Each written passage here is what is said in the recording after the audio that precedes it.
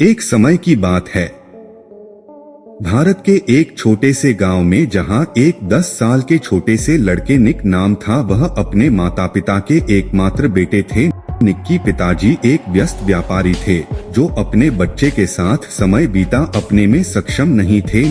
निक की सोते समय उनके पिताजी घर आते और सुबह निक उठने से पहले ही कार्यालय के लिए निकाल जाते थे। निक अपने पिताजी के ध्यान को अपने के लिए तड़प रहा था। वह बाहर जाना और अपने दोस्तों की तरह अपने पिताजी का साथ खेलने चाहता था। एक दिन निक शाम को अपने पिताजी को घर पर देखकर आश्चर्यचकित रह गया। निक ने कहा, पिताजी आपको घर पर देखकर बहुत आश्चर्य हुआ। हाँ बेटा, मेरी मीटिंग कैंसिल हो गई है, इसलिए मैं घर पर हूँ, लेकिन 2 घंटे बाद मुझे फ्लाइट पकड़ी है। उसके पिता ने जवाब दिया, कब तक लौटोगे? कल दोपहर। निक कुछ देर तक गहरी सोच में डूबा रहा, फिर उसने पूछा, पापा आप 1 साल में कितना कमा लेते हैं? निक के पिता हैरान रह गए। उन्होंने कहा, मेरे सारे बेटे, यह बहुत बड़ी रकम है और तुम इसे समझ नहीं पाओगे। ठीक है पिताजी, क्या आप अपनी कमाई से खुश हैं? हाँ मेरे प्रिया, मैं बहुत खुश हूँ और वास्तव में मैं कुछ महीना में अपनी नई शाखा और एक नया व्यवसाय शुरू करने की योजना बना रहा हूँ। क्या यह बढ़िया नहीं है? हाँ पिताजी, मुझे यह सुनकर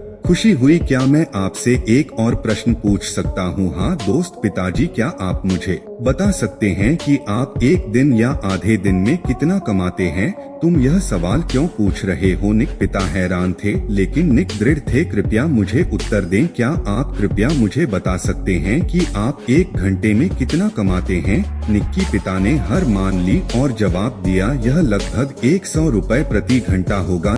निक ऊपर अपने कमरे में भाग गया और अपना गुल्लक जिसमें उसकी बचत थी, लेकिन नीचे आया। पिताजी, मेरे गुल्लक में 5000 रुपए हैं, क्या आप मेरे लिए 2 घंटे निकाल सकते हैं? मैं समुद्र तट पर जाना चाहता हूँ और कल शाम आपके साथ खाना खाना चाहता हूँ।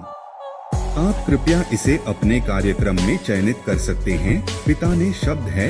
यह कहानी हमें बताती है कि पैसा समय को खरीदने में सक्षम नहीं है और दोनों का अपना अपना महत्व है।